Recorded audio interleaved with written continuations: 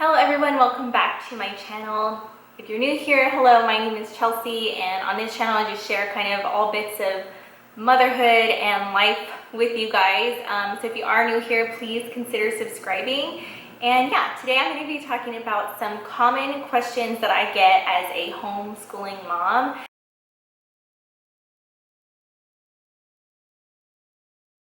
Before we get into the video, I did also do 2 other videos on homeschooling already. I showed our homeschool curriculum for my first grader for this coming year, as well as our extras and resources. So I will leave those both linked down below for you guys so you guys can go check those out. All right, so the first question that I get asked all the time is why? Why do I homeschool? What was the reason behind it? And to be honest, this answer is like, it's a big, and there's a lot of things. But one of the most important ones is obviously for religious reasons. We are a Christian family, and I like to teach my son, my children, Christian values for themselves, like just as a part of everything. To me, that's very, very important that he's getting examples and stories and lessons that focus on God and that revolve around God. That's just something that's like a personal choice. There are also several other choices as to why we chose to homeschool. And a few of them being like common reasons like bullying, kids being mean to each other, obviously safety issues at school. I myself just don't feel comfortable sending my kid away for 8 hours of the day and being like not the #1 adult presence in his life. I feel a lot of times when kids go to public school, they see their parents for maybe 30 minutes in the morning before they get dropped off at school, and then they go to school for 8, 9, 10 hours, depending on if they have before school and after school care.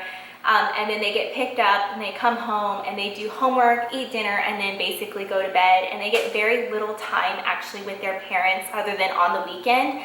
And so the main adult influence on their lives is going to be their teachers at school. Those are the people that your kids are spending the most of their time with. And for me, that's not okay. I want my kids with me. I want to be, me and my husband, to be the main influence in both of our children's lives. And then there's also just the fact of like school, extracurriculars and things. I know a lot of people think homeschool kids don't get enough like extracurriculars to do, and that's quite often not true. Our son does so much more being at home. We have time in our schedule. We can open up time in our schedule to plan things out. Obviously, it's not so easy right now with like coronavirus, but we do have a very, very like broad things that we do outside of our house all the time.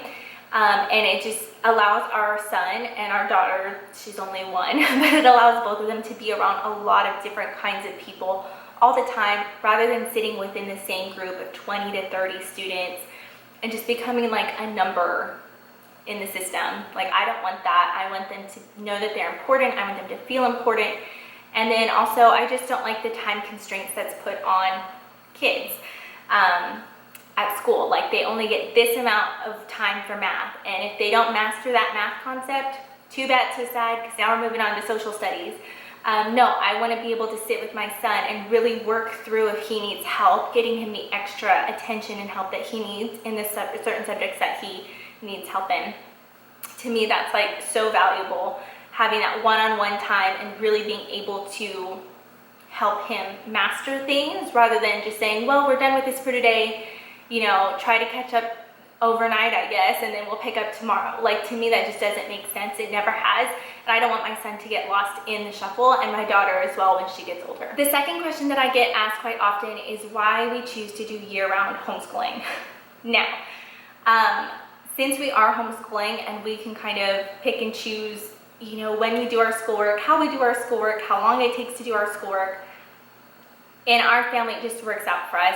So the reason we do year-round homeschooling is because we only do school 4 days a week.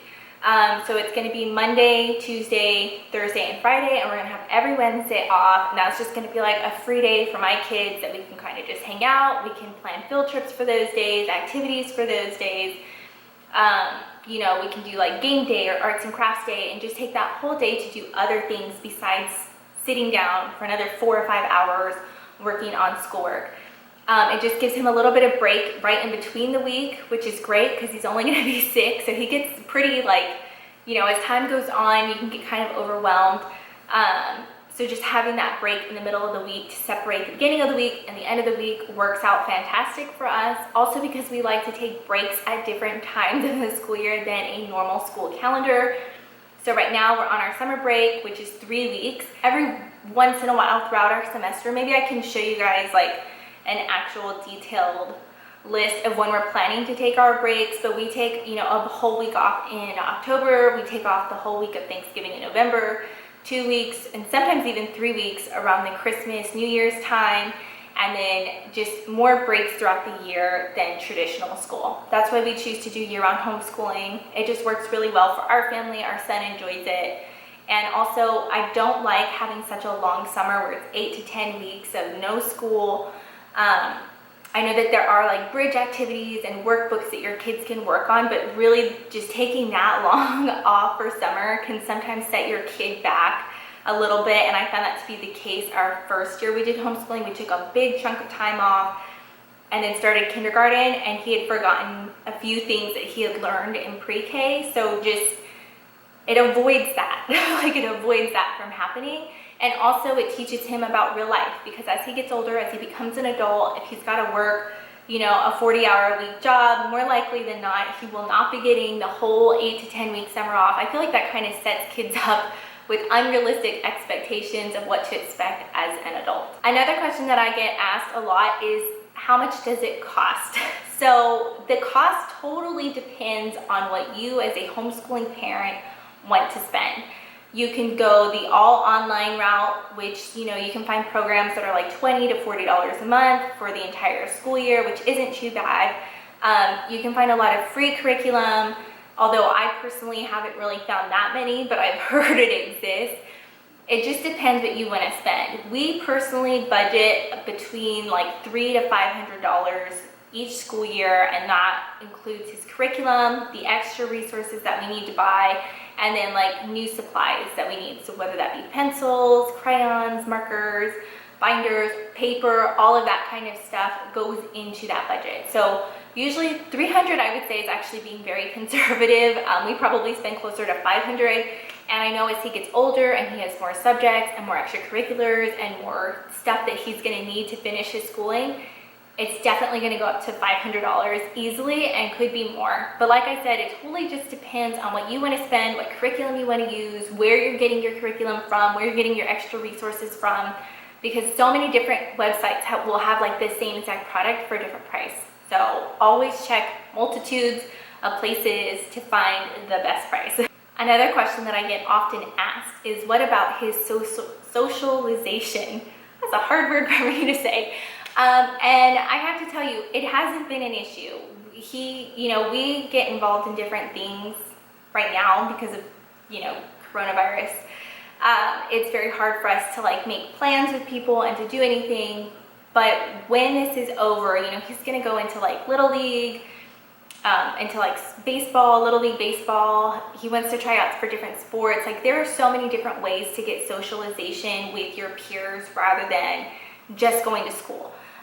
You can have friends in your neighborhood. You can have friends from a sports club that you're in. You can have friends literally anywhere, at church. Like, right now all the churches in our area for the most part are still closed. But when those reopen, me and my husband were recently talking about trying to find a home church, like a church that we really feel welcomed at, and participating there and taking our kids there and growing there. So yeah, but basically there's plenty of avenues for homeschool kids to like make friends, to get socialization. The great thing about co-ops, which are really cool, is that you have a wide age range. So you may have kids that are as young as 5 all the way up to 18. And it just works out really good when you can like kind of mingle and mix and your child isn't just only around people his age, because later in life that's not going to happen, whether he's in college or at a job.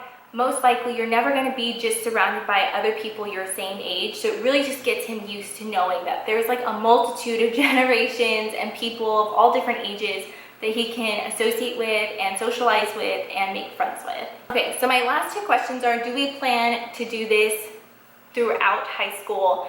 And do I think I'm qualified enough to teach my son homeschool? And for those two questions, I have to say yes.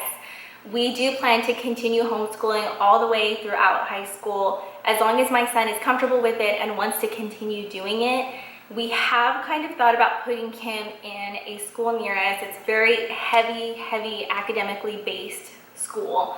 I mean, these kids graduate with like college diplomas. They are just exceptionally smart.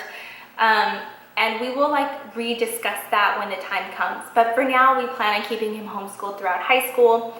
But like I said, that can always change. You know, he could get older, he could want to go to school, fine. But right now, while he's young, he doesn't care to go to school. He's told me he doesn't want to go to school or like to a traditional school.